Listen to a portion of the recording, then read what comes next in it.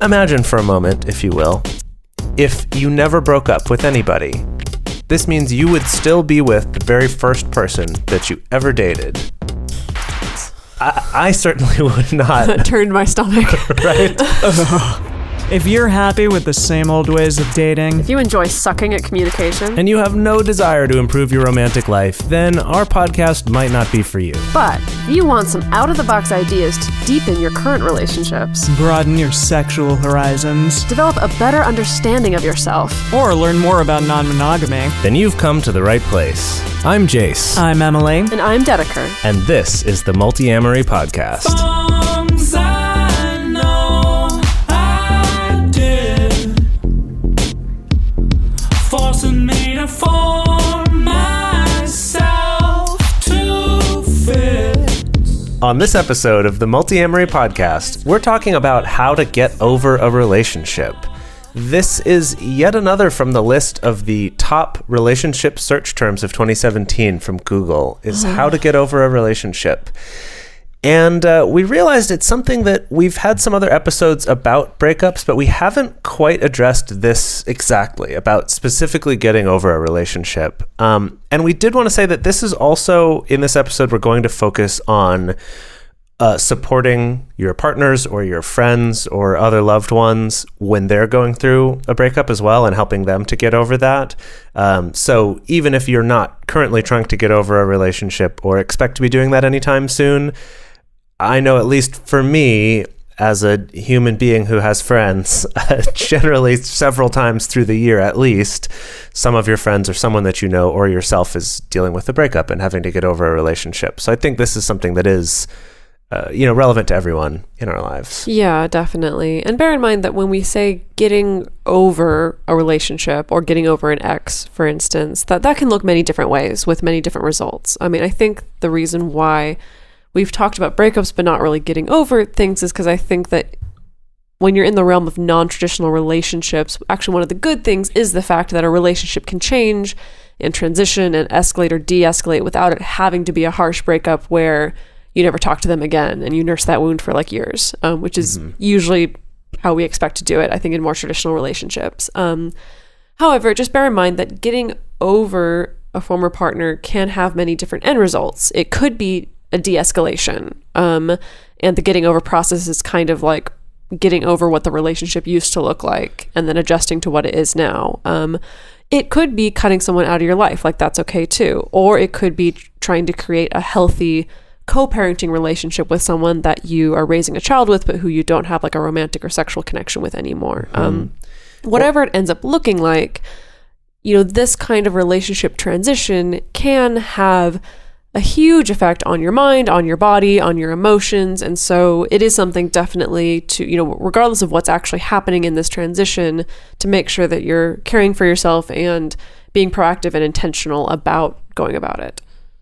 And like Dedeker said, it's totally fine to potentially stay friends with your ex after the appropriate amount of time for you to fully get over that, or for just some time to pass so that you're not super emotional about it or any of those things. And the three of us are obviously a great example of that. Well, we're an example. Yeah. Well, might be blowing our horn too much to say we're a great example. I think we're pretty great. I think we're a pretty awesome example because, again, I've talked to some friends of mine who hate like all of their exes and who don't understand like the concept of being friendly with an ex after a breakup, because a breakup means like it ended horribly, and that's the only reason that you would break up with someone and you never want to see them again. Right. And I think that the great thing about us, or just about anyone in general who can be a friend afterwards, is that like those people can still bring something amazing to your life, even if you're not necessarily in a romantic partnership with them. Right. Actually, I was on the phone with a friend of mine just yesterday, and he was asking about so what is it like still working on the podcast with Emily, or like what is it like between Jase and Emily? And he's like, oh, Jase is in the room, if you don't want to talk about it, that's fine. And I'm just like,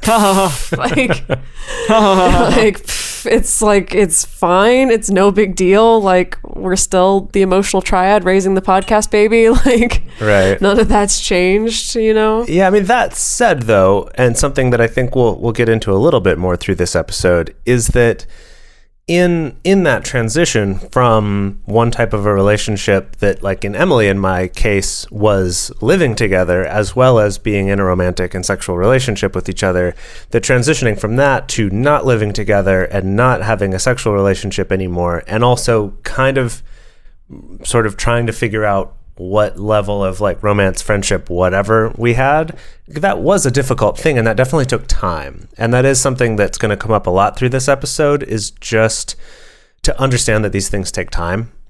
Like Emily, we talked about this, and it seemed like it took us about 6 months to I think settle in. Yeah, totally. I think that it took that amount of time again just to sort of let, I don't know, the really vulnerable like beginnings of leaving someone in that way, or at least like de-escalating something in that way, how vulnerable that time period is. And I think just like a solid 6 months of kind of nursing our wounds a little bit and like having some time apart, and then finally like coming back together and being like, okay, we can be cool now. Yeah, but and y'all it's were not still weird. recording a podcast during that time. certainly, No, I know we yeah. were. I mean, it's not like we had no, you know, nothing no ever. connection We whatsoever. never talked to each other or anything, but Right. but still, it wasn't as intense maybe as like we are now, where we're talking to each other like multiple times a week.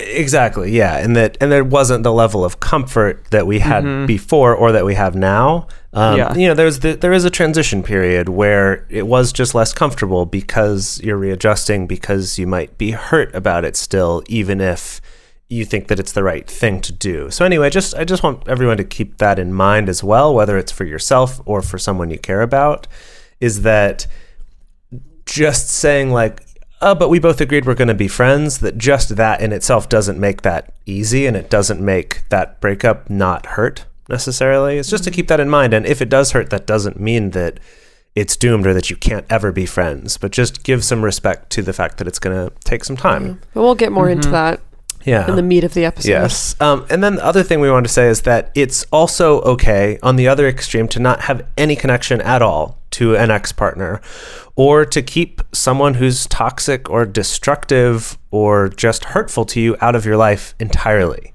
That and then also that they don't even have to be a bad person, or like you don't have to have some jury decide that they're a toxic or destructive person in order to cut them off. You're not obligated to be friends with anybody, right? That this is your life and your choice. You don't have to justify why you don't want to have someone in your life. They could be a perfectly good person, but for you, they have a negative effect on your life. That's also perfectly okay to be honest with yourself about that and say, I just don't want them in my life. I don't have to tell everyone that they're a terrible person. I don't have to convince anyone that they're awful. I just don't need to have them in my life. That's also okay. Yeah. So we have 4 specific pointers for you if you're listening and you're trying to get over or let go of a past relationship. Also, if you're trying to help a partner or a friend or a family member who may be also going through the same thing. So, Emily, what is our first one? Okay, so the very first one is going to be cut off contact.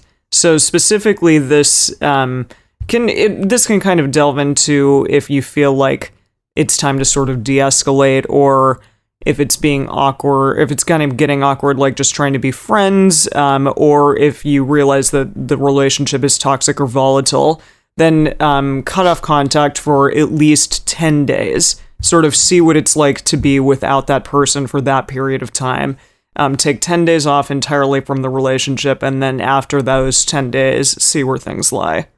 Yeah, I always toss out the 10 days to clients because I think it's kind of like, it's kind of in a sweet spot as far as amount of time goes, where it's not so long that it's super scary. It's not like take 6 months of where you're not going to talk to them, you know, because Or people, even 1 month. because you know, when you're still attached to somebody, it can really be like, you know, that feels really scary. But it's also not so short that it's like, oh, just take 24 hours and then get right back into the negative cycles that you're already in. 10 days is a really good amount of time for being able to connect to yourself, to see who it is that you are when you're not talking to this person, when you're not staying connected to this person, what feelings come up, good, bad, in between, things like that. And this does include social media as well. I have a lot of clients who will do the 10-day thing, but spend the entire 10 days just creeping on their partner's social media. Yeah, right. That does nothing good. And trying to interpret, like, what does that mean? What does this mean? How could they do this? Why would they do that? Oh my goodness, and it just makes it worse. So it does include social media. And I know a lot of people get really hesitant because they think, oh, I should be above that. I shouldn't, I don't want to come across as the petty ex who needs to block you. And like, if you need to just very simply say to this person, hey, like, in this period of us not contacting each other, I'm going to disconnect on social media. And at the end of that time, if we want to reconnect, then we can. So that you don't come across as petty, then do that. But actually do it. Actually cut yourself off from their social media. Like, actually do as much as you can to get that psychological distance away. Yes, and part of that is also don't rely on just your willpower alone to do that. That actually taking the initiative to either hide their posts on Facebook or block them, and of course there's other social media as well, maybe unfollow them on Snapchat or like whatever it is, right?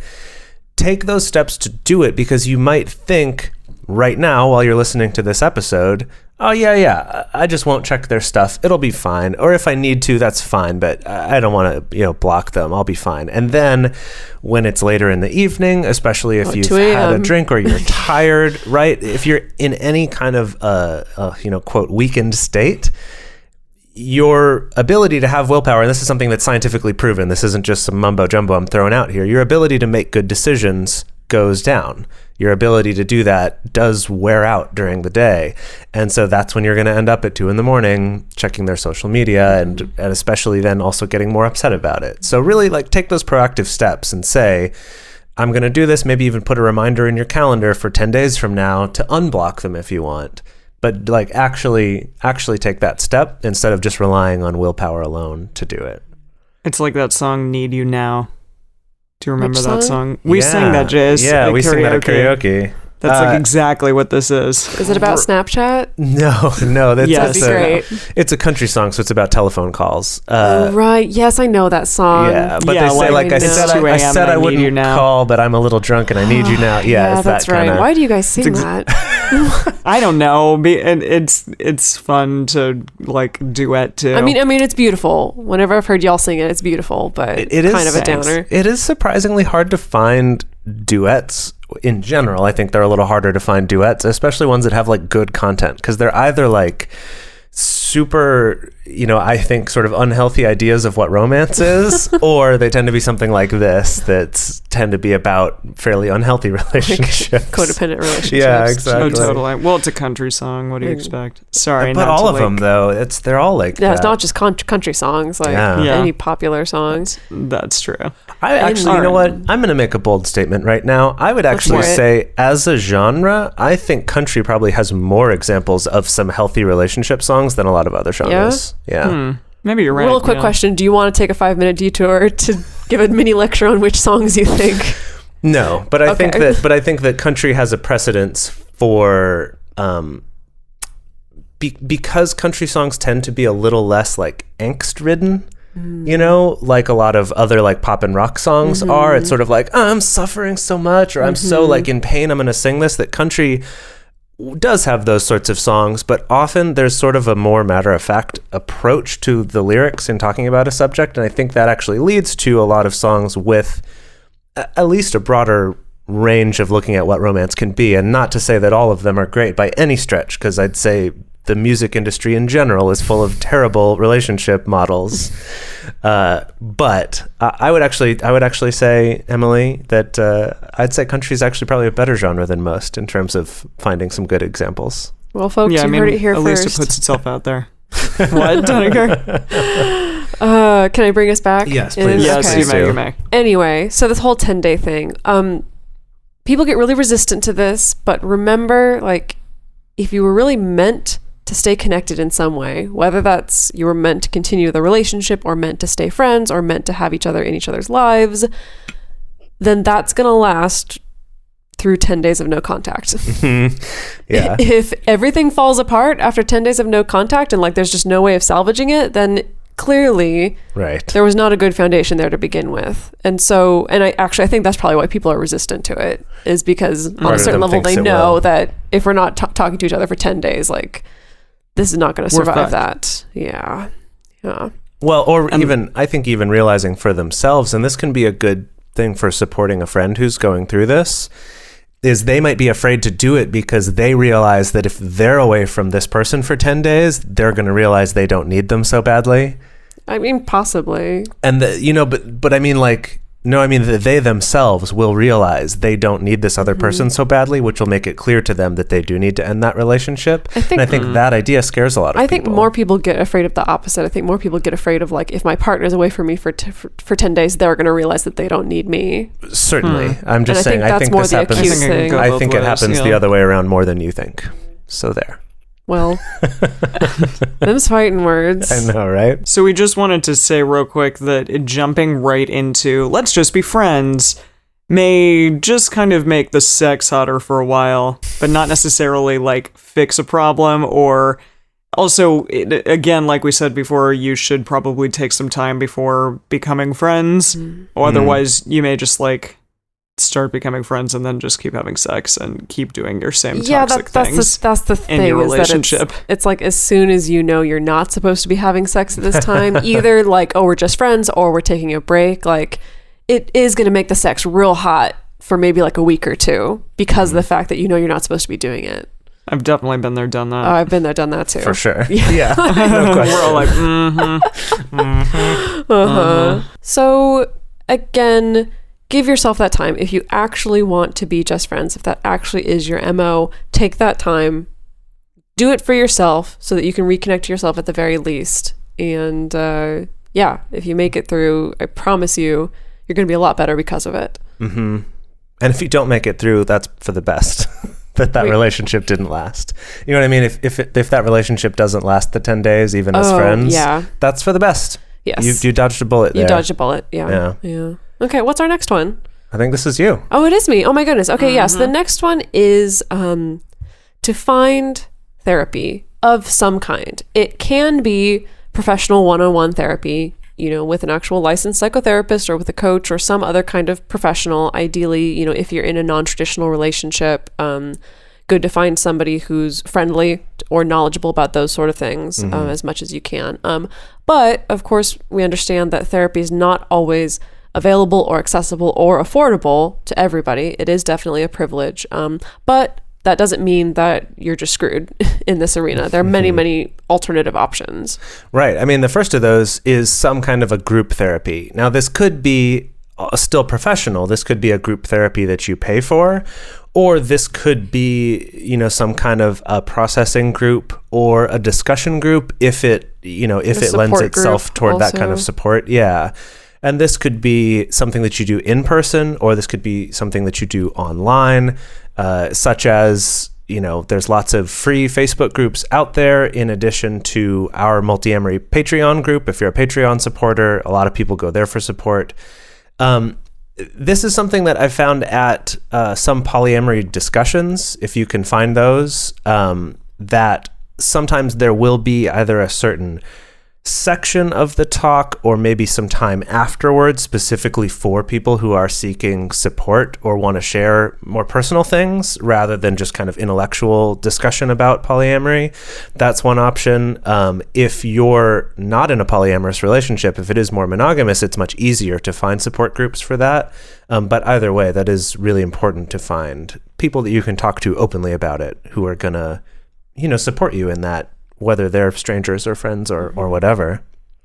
Yeah, I have a friend who's in therapy and in group therapy. She does a little of both, so I think that's pretty cool. Yeah.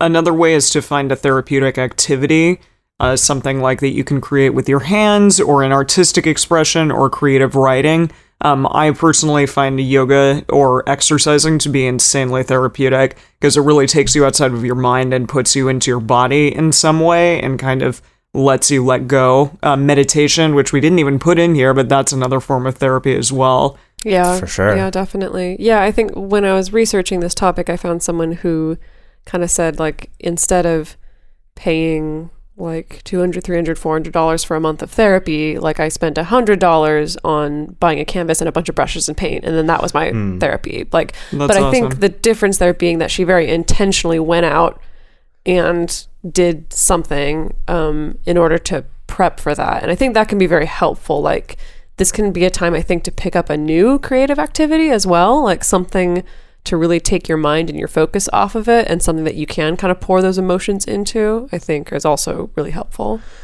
Yeah, I've found that this also really varies for me, that I've had times where in a certain breakup or getting over something difficult that, you know, something calm like meditation or something like writing has been really helpful. But in other situations, especially if emotionally for me, I was a lot more like angry about it, then something like going and working out or doing something very physical was much more beneficial for me, whereas other times that wasn't as helpful. So keep in mind too, it's not just like, oh, I'll just Google this real quick, as apparently a lot of people have in 2017. I'll just Google this real quick and they say like, go, you know, run, like, or go on hikes. Like, okay, I'll do that. Oh, it didn't work. This is bullshit. But like, find the activity that's right for you, right? And it might be one different. size does not fit all. Right. It might be different from day to day, and just don't be afraid to really like check in with yourself and see what might help. Is it that I feel really pent up physically, I need to go get this out, or is it more I need to occupy my mind, right? And bear in mind that your partners and your friends and your family members, they can help with this. You know, if you need to vent, if you need to express, if you need to verbally process, you know, it can be great to go to someone that you trust or to go to a supportive partner in order to talk about these things, but just be mindful of what emotional labor is being given and received, because basically it's, you know, they can be helpful, but only up to a certain point, because you also don't want to be just completely draining your partner or your friends or your family members, making them into your therapist and not paying them, or not, you know, or not compensating, or not like kind of, you know, I don't know what the word is that I'm looking for, not returning the favor in any kind of way. Just be mindful of the fact that emotional labor is a thing. Go listen to our episode on emotional labor. And don't be hesitant to like open up to your partners or friends or family members, but just be aware that that is a resource that isn't necessarily a bottomless well. Certainly. Yeah. And then also, I know I mentioned this a little bit earlier in the group therapy, but the Multiamory patron group has a lot of this kind of stuff, actually, because, you know, when you have a group of you know, a couple hundred people, breakups are going to happen, unfortunately. But it's really great to have a space where people can share about that and say specifically, you know, I'm looking for support on this, or I'm looking for advice or other people's experiences or ideas.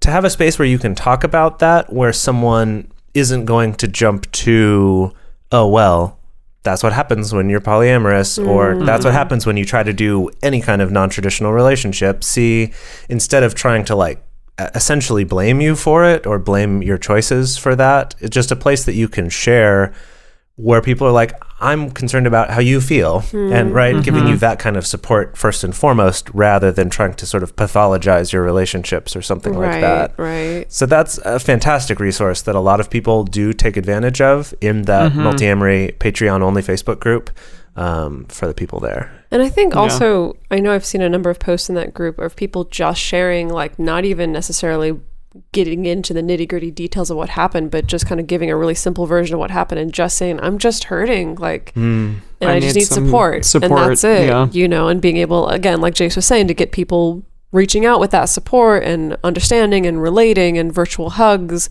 without it being about, well, we're going to dissect why you shouldn't have done what you did or whatever. Yeah. And with that, we're going to move on to our next topic, which is, we called this Be a Negative Nancy. So this one I think is surprising to a lot of people, that we would put this, something about being negative. But essentially what this is about remembering after you have broken up or you've ended a relationship, remembering why you did that, why you ended that relationship, or why that relationship ended, if it was mutual or whatever. Because when we do romanticize our past relationships that way, you know, it can lead us to perhaps, doing the kind of like yo-yo dating thing that I'm sure all of us have some friends who've done this, where they're just constantly on again, off again. And you're just like, God, you guys are awful for each other. You're always miserable when you're together. I mean, you're happy for the first little bit when you get back together, but then it's shitty again. And not only that you're kind of together and not together, but other people will see, gosh, like this isn't, like you're not being productive in your life. You're constantly thinking about whether this is on again or off again, or if you should break up again or whatever. That often that can come because our human memories are not very good. Some are more not good than others, speaking for myself maybe. But human memory is very flawed. And so actually doing concrete reminders for yourself, and really remembering the fact that this ended for a reason, and just because I'm lonely doesn't mean that I should still be in that relationship. Yeah, and some of those boundaries or deal breakers might be good things to remember, or just red flags that happened in your relationship, just violations of any kind. Again, if you're feeling like, well, maybe it wasn't that bad, or if you're trying to figure out like, well, should I really break up with this person? I mean, if there's a consistent thing that's occurring in this relationship, like a deal breaker or like a red flag or anything, just huge differences in what your boundaries are, or what your morals or viewpoints on the world are even, then it might be a good idea to remember those things and be concrete about them, and maybe not staying in that relationship. Mm-hmm. Yeah, and I mean, speaking of being concrete, it can be good to actually write these things out, like actually have a list of reasons why the relationship didn't work out, or red flags that you missed early on. Sex therapist Amy Levine actually recommends, have that list in plain sight somewhere, like keep it on your phone, or put it next to your computer if you're always on Facebook and about to message your ex, or check out your ex's social media or something like that. And I mean, if it has to get extreme, then make it extreme. Like if you need to change the contact name in your phone of your ex to something specific, like this person called me a bitch in front of my friends, then do that, so that when you pull up your ex's like text messages to start messaging them, then you see that and you're like, right, that was a thing that happened. And I mean, I feel so torn about this one, because usually my MO in life is like, don't dwell on the negative and dwell on like the positives and move on, but if you're at a point where you're finding yourself just like miserable and constantly drawn back to wanting to be back in this relationship or back with this ex who is not good for you, don't be afraid to dwell on the negative things. And if there's a reoccurring offense, then for sure. And to also, on top of that, congratulate yourself for not being exposed to those negative things anymore.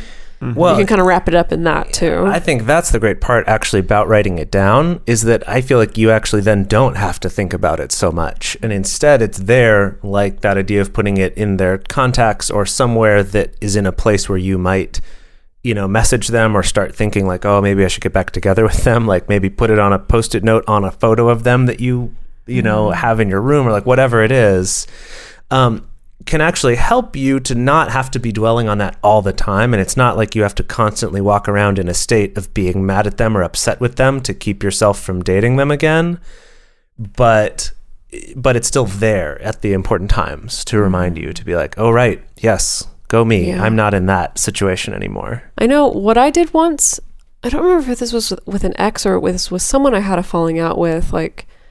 And this was when I had a desktop computer, and so I was going to Facebook and like social media more often through my desktop. That Chrome had some kind of setting where when you type in a URL, you can have it automatically redirect to a different one. Oh, and so, or when you click on a particular URL. And so I set it so that if I ever went to that person's social media, it would redirect me to like Tiny Buddha, which is like a Buddhist like Zen blog. Oh, wow. That's really smart. But you could either do that, or you could have it set so that it redirects you like to a Google Doc where you have a list of all those things. Yeah, that's fantastic. Yeah, I don't know if you could, I'm sure there's some way you could do that in the mobile version as well to kind of cover yourself on all bases. But I don't know, for me, it really helped because I would be like cranky and like, or sad, or like want to go look at their social media. And then it would redirect me to the blog. And for a couple seconds, I'd be like, this is dumb. But then I'd be like, no, but this is right. Yeah, I mean, I think in the mobile app you can't do something quite like that, unfortunately, because it's all within the app instead of through a browser. Right. But I do think this is potentially a good chance for, unfollowing someone at least, to remove that temptation of like seeing their posts that they're putting on social media, even if you're not going to block them entirely, because maybe you still are cordial sometimes, or you need to coordinate about your children or about something financial or whatever. That's fine, but kind of taking away some of those temptations to just reminisce about that relationship or think about it or wish that you still had it, things like that. I think this one's also great if you're the friend who's supporting somebody through a breakup. That this technique, especially if you feel like you're the one who constantly has to like feel like shaking them and be like, no, remember that they were a jerk to you. Like, you don't want to be back in that relationship. If you're feeling like you're the one having to do that all the time, perhaps you could be the one to suggest this idea of like, hey, I like that. let me see their contact in your phone real quick. Just make a quick list in here of all of these reasons why you're not with them. Yeah. Could be a way to save yourself a little bit of emotional labor. Yeah, definitely. Definitely. Now let's move on to our last one. Yeah, so the last one is going to be get outside of yourself. So you've grieved, you've had a lot of time to yourself maybe, you've had time to kind of get over the death of this relationship or just the moving on from this relationship to something else entirely. But after that has happened, go out and be social. Maybe connect to family or friends or other partners, or just like go be in a group of people, go to a meetup group, anything. Go out dancing, something. Yeah, just be social and get outside of yourself again. Yeah, just something to get yourself outside of your own head and outside of your own memories, because that's when we can have those moments of being much more vulnerable, right? It's like when we're by ourselves and we're feeling lonely and we're feeling sad and we're poring over the good memories of the relationship and how it could have gone differently and what I could have done differently, and just, of course, take care of yourself. And of course, you're going to go through a period where maybe like you are grieving and you are mourning, and like let yourself have those emotions, but also, don't be afraid to let yourself go out and just focus on somebody else and on something else. I'm going to bring up again my pay it forward technique. TM. Thank you for backing me up on that one. The technique of, in the moments that you are feeling sad or feeling lonely or feeling like you're not being loved, go love on somebody. Like, send someone a text message. Clarify what that means. Okay, fine. It doesn't have to be. It doesn't have to be going on Tinder and finding a hookup. What I mean is, like, go through your phone, message someone you haven't messaged in a while, family member, friend, or another partner, and just send them something positive and true about them, or just ask them, hey, I've been thinking about you and want to know how you're doing. Just find some way to kind of do something very small to try to brighten somebody else's day, or to spark a little bit of a connection with someone else who's in your life already. Again, just for that purpose of getting you outside of yourself and getting you into a mode of wanting to give to somebody rather than focusing on the things that you're not receiving. Yeah, that's great. And kind of in a slightly similar way is to realize that there might be other ways of getting your needs met too. This is something that comes up a lot. Something that I realize happens if I'm feeling like that feeling of I'm desperate to find somebody to date. And I know that after a breakup, this can be especially hard if you're feeling alone more of the time, feeling this kind of like, I need to date, right? This sense of need rather than just I want to. And that a lot of times we can help that by getting our needs met in other ways. And some ways to do this would be something like, for example, if it's touch that you need, finding a cuddle party. I know that some people might be like, I don't know, that seems weird. Sure, it might not be for you. Maybe you could find a friend who's okay with cuddling, right? Yeah. But there are also, even if you don't know anyone in your town, you might be able to go on meetup.com and find a cuddle party nearby, even if you have to drive a little ways to get to it. Or if it's more sexual, you could find a sex party in your area, right? That these are also ways, kind of kink or a dungeon or something, right? Some way of getting those needs met. Or if it's more just social time, something like finding a group activity, again through Meetup or through Facebook events, or there's lots of other sort of social groups in most major cities, or just and get even your a lot of friends smaller together. ones. Right, or put your own together. Just create the activity that you be the activity you want to see in the world. Right. Create, I don't know if that create translates. the activity. Right. Say, hey, I'm putting together a hiking thing or a picnic or a board game day or whatever it is. Right. To realize that you can be proactive about getting some of these needs met. And if you are in a situation where you do have multiple partners, and so maybe you're trying to get over a particular ex, but you're also still trying to maintain good relationships with other partners, let yourself use that freed up time and energy that you were giving to this other person. And maybe it was a lot of energy that you were giving toward a toxic relationship or something like that. And just see like what are the ways that you can kind of use that time and energy that's been freed up to invest more in each of your other relationships, even if it's just a little bit. Again, this is going to be after you've taken time to mourn and like to take care of yourself, but then it can be really, I know I've at least found in my own life that it's amazing, like once you're no longer in a relationship that's taking up a lot of your emotional energy and emotional labor just to keep it afloat, how much you'll find yourself able to give to your other relationships once that's out of the picture. It really is quite amazing. I think it's important to focus on the wording of this one too, because it's about, realizing this time and energy that you have more that you can give to your relationships. And similar to the pay it forward technique, that I think after a breakup for polyamorous people, there can be a strong temptation to sort of demand more from your other partners as well, to try to get them to fill that gap. That's true. And this is a way of kind of turning that around, because they're not magically going to have more time now just because you had a breakup, right? Maybe they will, but usually that's not how it works. However, if you're the one who has more time and energy, you could find ways for you to give more to those relationships rather than focusing on wishing you got more from them now to fill that void. Yeah, definitely. So Jase kind of talked a couple sections ago about maybe not jumping right into a new relationship, but I will challenge that in saying that perhaps one could just go out on a date for the sake of going out on a date, just to be like, hey, I want to remember that I'm desirable and that I'm an interesting, awesome person.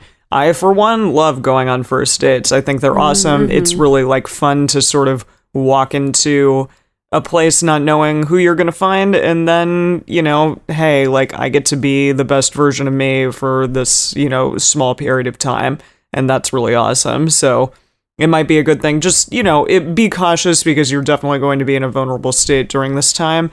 But if you want to just have, a good initial date with someone, then go for it. Yeah, I know for a long time, like Jase, you and I have talked about this concept of like, what would it be like if you approach someone like online, for instance, with the caveat of like, we're just going to go on a first date and that's going to be it.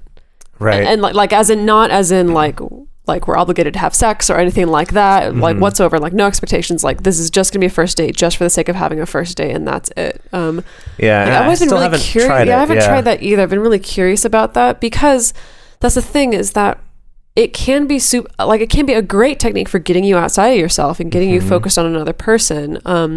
But especially if it's in this context of there being no expectations and you're not trying to make it into anything and you're not trying to use this person to like fix you or to make you feel better. Like it literally is just to get outside and connect and then that's it. And if I come away with a new friend, that's great. And if I don't, that's also great and fine. I'm really intrigued by the idea of doing that. Of course, like it can be tricky and it could, this is also how people sometimes get themselves into trouble, kind of throwing themselves into something when they're trying to expect this other person to fix them or to make everything better and things like that. But yeah, if you can do it without that expectation, though, I think that it could be a really cool thing. Just to remember, like, hey, you're awesome, and being able to like see yourself through somebody else's eyes, I think is really empowering. Yeah. Yeah, I think being able to approach that from a place of not like needing something from them is what can make that really powerful. Like we were talking about earlier about getting your needs met in other ways, of not coming into a date being like, God, I really need this to at least end up in some cuddling,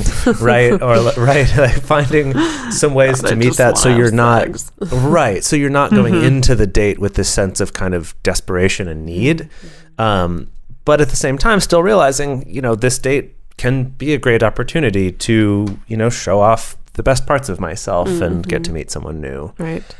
And so I will yes and to Emily's controversial idea here. And this is about just getting into another relationship. And I wanted to bring this up because we found a research study about rebound relationships showing that they actually have a lot of positive effects, such as boosted confidence, by giving you new emotions and thoughts to focus on instead of past negativity, etc. And that basically this study kind of showed that a lot of the sort of common wisdom about rebound relationships, meaning, getting into another relationship shortly after another one. I think that 6 months was their window. I forget what it was exactly.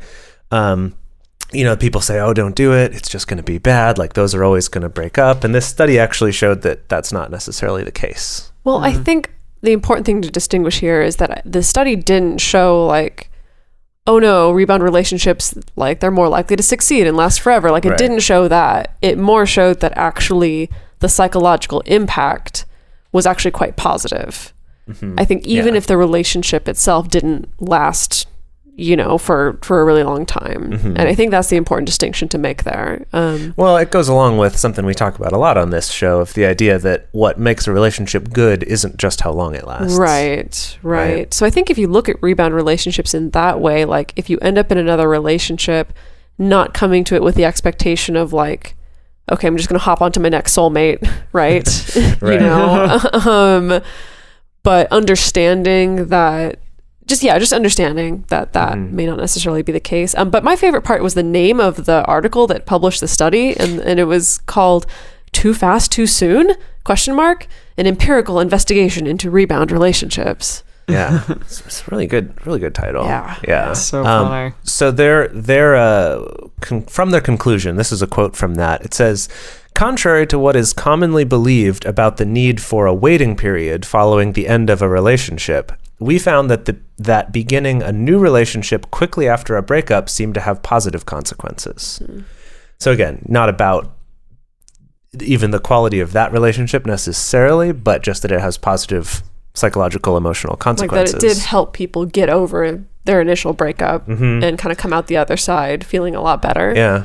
Than if they hadn't. But this specific study is also not necessarily about just hooking up. It's actually about dating and entering into a relationship with somebody new. And then this is interesting. People were more insecurely attached in their original, or people who were more insecurely attached in their original relationship ended up having the greatest boost of confidence and psychological well-being in their rebound relationship. I wonder why that is.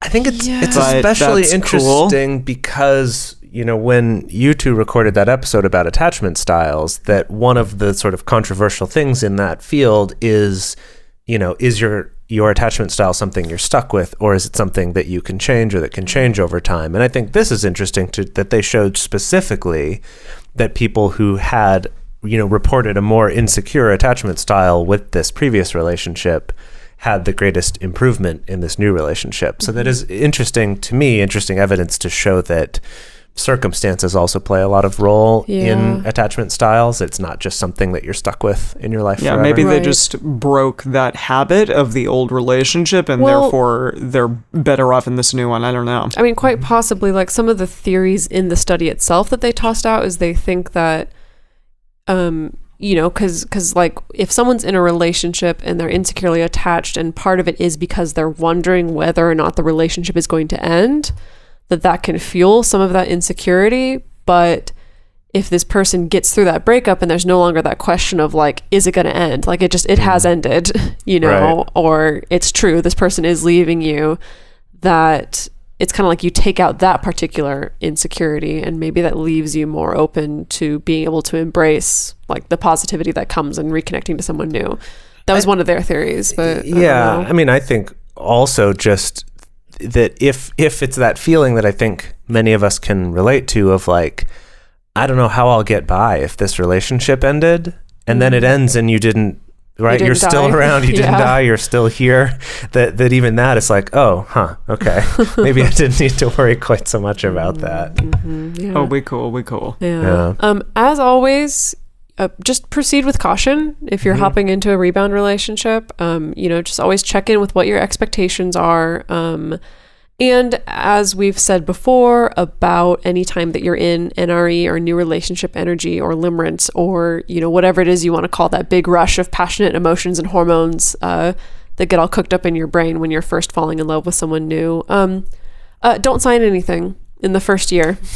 Really? It's simple. Don't get married. Don't get married. Don't sign a marriage contract. Don't sign a lease together. Yeah. Don't even sign a contract for the same cell phone plan. Don't buy a house together. Don't buy a TV together. Don't adopt. I was going to say adopt an animal, but don't adopt an animal or a child.